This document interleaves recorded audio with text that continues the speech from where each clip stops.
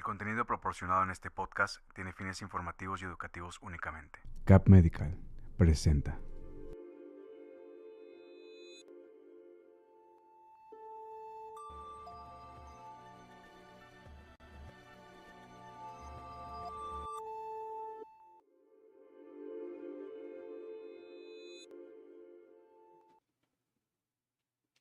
Hola, ¿qué tal? Bienvenidos a un nuevo live más. Estoy aquí en Camp Medical y estoy con un increíble doctor. El día de hoy vamos a tomar un tema muy especial que es miastenia gravis y nuevos tratamientos. Y estoy con el neurólogo y neurooncólogo doctor Alcides Lozano. ¿Cómo está, doctor? Hola, ¿qué tal? Buenos días. Bien, muchas gracias y muchas gracias también por la invitación y por la presentación.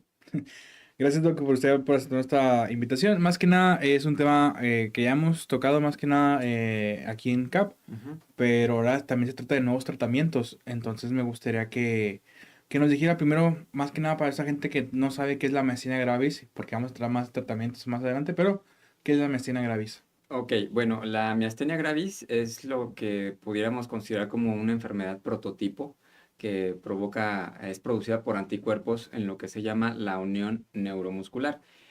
Para que la gente pueda entendernos, bueno, los nervios, en este caso las neuronas que llevan la información motora hacia los músculos, llevan a esta información a través de la liberación de una sustancia que es la acetilcolina, es un neurotransmisor que está en las porciones terminales de la neurona y cuando llega a los músculos hay una liberación de este neurotransmisor, es captada por el músculo y eso lo toma el músculo como una orden para poder contraerse y es lo que nos ayuda a movernos y a tener fuerza en los músculos, que es el músculo esquelético. La, mi- la miastenia gravis es una enfermedad en la cual, por alguna razón, el sistema inmunológico, digamos que falla y empieza a producir anticuerpos contra este receptor que capta la acetilcolina. Entonces, eso se llama es una enfermedad de la unión neuromuscular. Entonces, al irse destruyendo el receptor de la acetilcolina que se encuentra en los músculos, el músculo no es capaz de contraerse, es como si no existiera esta orden de que se mueva y eso es lo que provoca los síntomas en los pacientes, que en este caso el principal síntoma es una debilidad. Los pacientes que padecen esta enfermedad notan que con el paso del tiempo se van cansando con mayor frecuencia, que antes para hacer ciertas actividades no tenían esta fatiga, este cansancio, y nosotros como neurólogos buscamos datos de miastenia gravis en los pacientes que refieren como que esta debilidad es principalmente durante las tardes. Entonces el paciente amanece bien, hace algún tipo de actividad que normalmente no tendría que provocar demasiada fatiga y el paciente va notando que se va fatigando o incluso durante el transcurso del día provoca esta debilidad. Hay diferentes maneras de presentarse, a veces los pacientes se presentan nada más con debilidad en los músculos oculares y el paciente empieza a tener dificultad para ver. En el caso de esta dificultad para ver no es tanto que haya una disminución de la agudeza visual, sino que el paciente nota cómo los párpados empiezan a caer o empieza a ver doble con ambos ojos.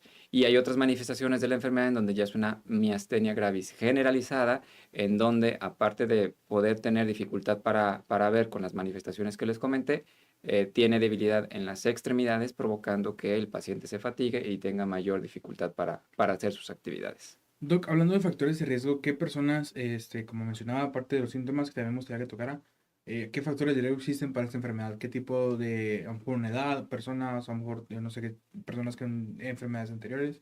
Realmente no hay un factor de riesgo propio de esta enfermedad. En algunos grupos etarios es más frecuente la miastenia gravis generalizada, en otros grupos es la miastenia gravis ocular, pero realmente no hay un factor de riesgo bien identificado. En algunos casos, pues sí puede haber el componente de que la mamá, al estar embarazada con esta enfermedad, puede llegar a transmitirle al bebé los anticuerpos a través de la placenta y el bebé puede llegar a presentar una miastenia gravis del recién nacido. Mm. Pero digamos que esta es una manifestación temporal, dado que una vez que el recién nacido empieza a eliminar estos anticuerpos, los síntomas de la miastenia van desapareciendo. Pero como tal, un factor específico para el desarrollo de la enfermedad todavía no se ha demostrado. Doc, y antes de hablar de los nuevos tratamientos, me gustaría que habláramos también acerca de los tratamientos que están actualmente, ¿no? ¿Qué tratamientos contamos actualmente para que todas las personas que ya tengan esta enfermedad pues puedan seguir buscando a un neurólogo para tratarla? Bueno, un factor bien importante es que hasta ahorita ningún tratamiento ha demostrado ser completamente curativo en todos los casos. Ok, Esta enfermedad, como es una enfermedad autoinmune, a final de cuentas, eso provocó el hecho de que se empezaran a utilizar tratamientos que también se utilizan para otras enfermedades autoinmunes. Sí hay muchas terapias actualmente que han sido aprobadas para el tratamiento de la enfermedad, esto con el fin de controlar esta respuesta del sistema inmunológico para disminuir la producción de estos anticuerpos que finalmente van a provocar los síntomas en los pacientes. Por muchos años, los tratamientos han sido a base de medicamentos como esteroide, otros medicamentos que tienen un efecto inmunomodulador como la azatioprina, hay otros medicamentos como el micofenolato, la ciclosporina, incluso hasta el metotrexate, cada uno con diferente mecanismo de acción. Pero a final de cuentas, estos medicamentos inmunosupresores, digamos que son como de amplio espectro, o sea, tienen un efecto inmunosupresor, sí, pero no lo hacen de manera tan específica, lo hacen, digamos, de una manera generalizada. Algunos van a provocar que sí haya una disminución de anticuerpos, otros van a disminuir la actividad de algunas células inmunes como las células T, otros van a disminuir la disminución de la producción de los anticuerpos por las células B, etcétera. Y sí tienen eficacia, o sea, sí funcionan para la enfermedad. ¿Cuál es el inconveniente? Bueno, un inconveniente es que hay algunos de estos tratamientos que su efecto en el paciente no es inmediato, ¿sí? Entonces es una consideración para elegir alguno de los tratamientos. Otro es el hecho de que el paciente puede empezar a presentar efectos secundarios por el tratamiento, lo cual a veces limita su uso. Y también está el hecho de que pues, el paciente pues, no responde a ese tipo de tratamientos. Y es ahí donde ya pueden tener lugar las nuevas terapias. Otro factor también muy importante es que ya hemos entendido un poco más el mecanismo inmune por el cual se producen estos anticuerpos, lo que ha permitido el desarrollo de estas nuevas terapias que ya van dirigidas de una manera más específica hacia esa parte de daño que es generada por el sistema inmunológico en los pacientes que tienen miastenia gravis. wow, qué interesante, Doc. Me gustaría que también, ya hablando acerca de este tratamiento que menciona como que no, todavía no se ha llegado a esa cura, ¿no? Este, ¿Qué nuevos avances hay para este tipo de tratamientos? Usted que ha investigado, usted que se ha preparado, ¿qué nuevos avances ha ido? Bueno, sabemos que ha ido a congresos, sabemos que se ha ido a preparar más últimamente, se sigue preparando, pero ¿qué nuevos avances usted ha visto o ha comentado con diferentes doctores acerca de este tratamiento? Bueno, de los nuevos tratamientos que existen, hay diversos medicamentos que tienen que ver con este mecanismo de daño del sistema inmunológico. Uno de estos mecanismos es al momento de bloquear la activación del complemento, que es la activación del C5 del complemento, y hay medicamentos como el eculizumab, ravulizumab, que son medicamentos con anticuerpos monoclonales, los cuales van dirigidos contra esta parte del sistema inmunológico. Entonces, ¿qué es lo que va a provocar? Evita que se active el complejo de daño membrana en los pacientes, en este caso a nivel del receptor, provocando que haya menor daño en los pacientes a nivel de la unión neuromuscular. Las ventajas es que, bueno, ya comparando con otras terapias, digamos de las primeras que se llegaron a utilizar, como los esteroides o cualquier otro medicamento como la cetopina, sí se ha visto que los pacientes mejoran, tienen una disminución de los síntomas comparados con estos tratamientos. También pues el hecho de que el mecanismo de acción es un poco más específico, Sí. lo cual también disminuye la probabilidad de presentar algunos efectos secundarios, pero también tienen sus consideraciones. En el caso del eculizumab, bueno, uno de los efectos secundarios que pudiera inquietar un poco más a los médicos o al paciente es que puede aumentar el riesgo de meningitis. En este caso, lo que se recomienda antes de iniciar esa terapia, hay que vacunar al paciente, Mm, ¿sí? Para disminuir ese riesgo. Y ya eso, pues, ayuda a protegerlo mucho más al paciente. La diferencia a veces entre esos dos, bueno, el eculizumab es un medicamento que normalmente administramos cada 2 semanas. El ravulizumab tiene el mismo mecanismo, pero está compuesto de diferente manera, lo que permite que su vida media, o sea, el tiempo que dura el efecto del medicamento en el cuerpo, dura mucho más. Entonces eso nos permite poder administrarlo cada 4 semanas en los pacientes. Hay otros tratamientos que también tienen que ver con bueno, más bien la activación de las células B. Las células B también tienen que ver con la producción de anticuerpos, son unas células inflamatorias. Entonces, hay medicamentos que van dirigidos contra esta activación de las células B, lo cual va a provocar que estas células disminuyan la producción de anticuerpos.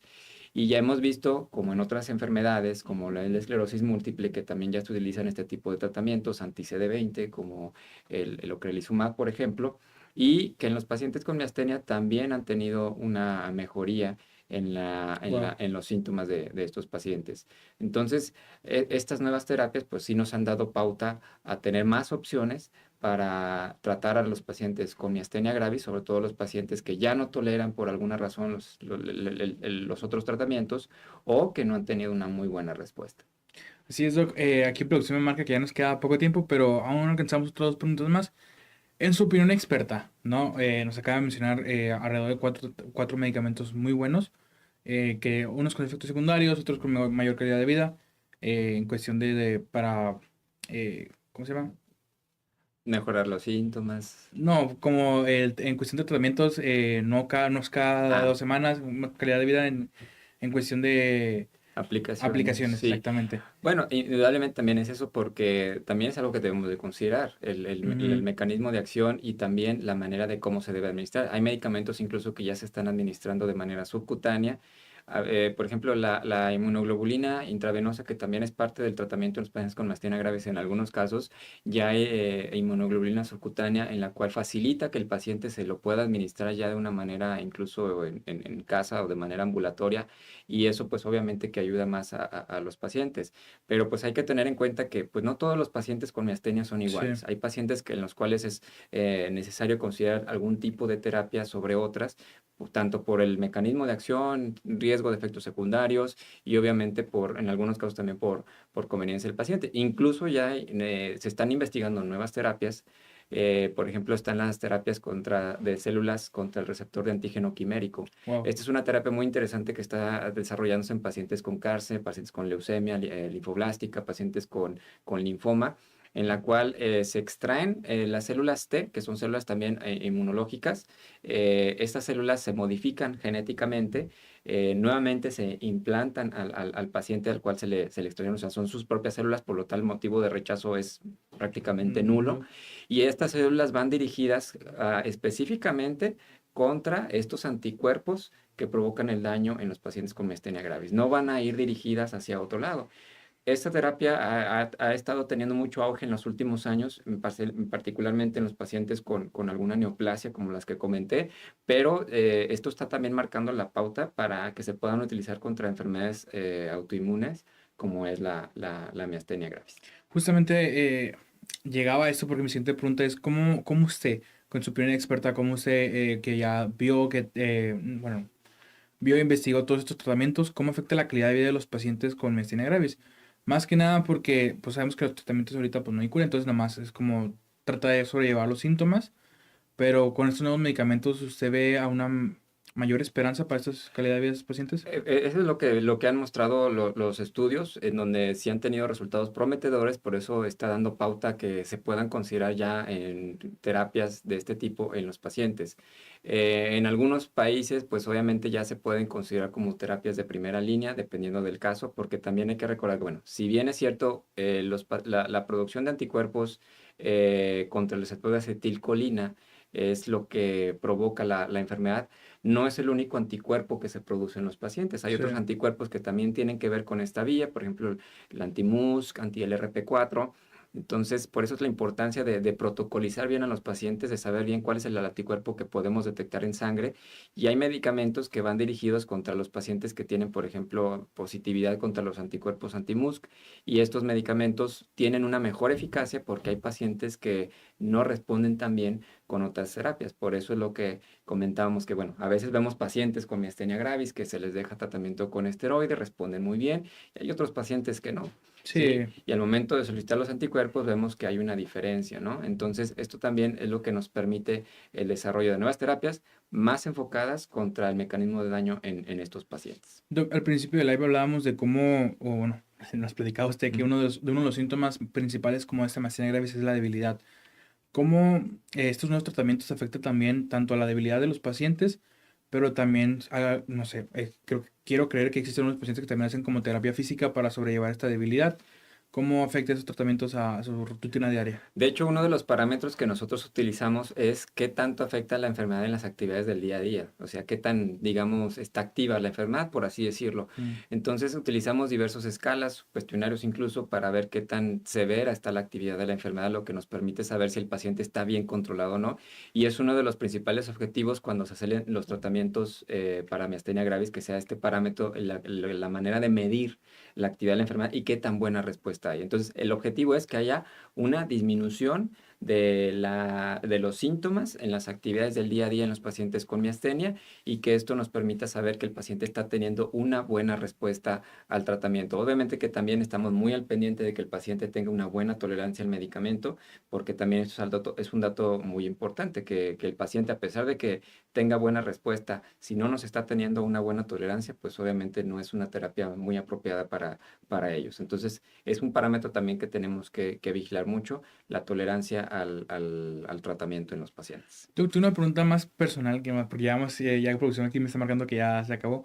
¿Puede un paciente empezar con un tratamiento y, no sé, dos meses, 3 meses después, ya no tener tolerancia al tratamiento y se puede cambiar? Sí, efectivamente, los pacientes a lo mejor al principio, pues obviamente por costo pudiera ser que se le inicie el tratamiento el que se utiliza, digamos, de primera línea, como los esteroides, pero con el paso del tiempo, pues podemos ver efectos secundarios. Ya hemos platicado en ocasiones previas de los efectos secundarios de los esteroides, obviamente que depende de la dosis, pero de los efectos más frecuentes, gastritis, disminución a nivel bueno, disminuye la reabsorción de calcio, entonces lo cual provoca aumento del riesgo de osteoporosis en los pacientes. Mm. Tiene también mecanismos inmunológicos que puede también ahí limitar su uso. Entonces, si el paciente ya no está tolerando ese tratamiento, a pesar de que digamos que pudiera tener una respuesta modesta o apropiada, ese efecto de poca tolerancia nos puede indicar que sería más conveniente cambiarlo a otro tipo de terapia con un mecanismo de acción diferente que pueda favorecer una mayor tolerancia en los pacientes. Ok, Doc, ya para finalizar, ¿algún comentario que nos quiera hacer? ¿Alguna palabra de ánimo? ¿Algo que nos quiera decir acerca de la miastenia gravis? Pero también para los pacientes que tienen esta miastenia. Bueno, estas nuevas terapias ya hay las que ya son más accesibles en diversas partes del mundo, incluido aquí en México. Es muy importante que podamos clasificar bien a nuestro paciente, ver en qué etapa está de la enfermedad para ver cuál es la terapia más apropiada. Si bien es cierto, son terapias un poco más caras, eso no significa que ese sea el principal motivo por el cual no se deba de indicar en algunos casos. Si vemos que no está siendo bien controlado con algún tratamiento, lo ideal es valorar el cambio de terapia para que podamos tener un mejor control de la enfermedad y pues obviamente mejorar la calidad de vida de los pacientes. Muchas gracias, Doc. Lastimosamente hemos llegado al fin de esta consulta virtual. Gracias por aceptar nuestra invitación. Le dejo la puerta abierta para si quiere en otra ocasión volver a hablar una parte 2 o hablar de un tema neurológico y neurooncológico, porque también es especialista también en eso.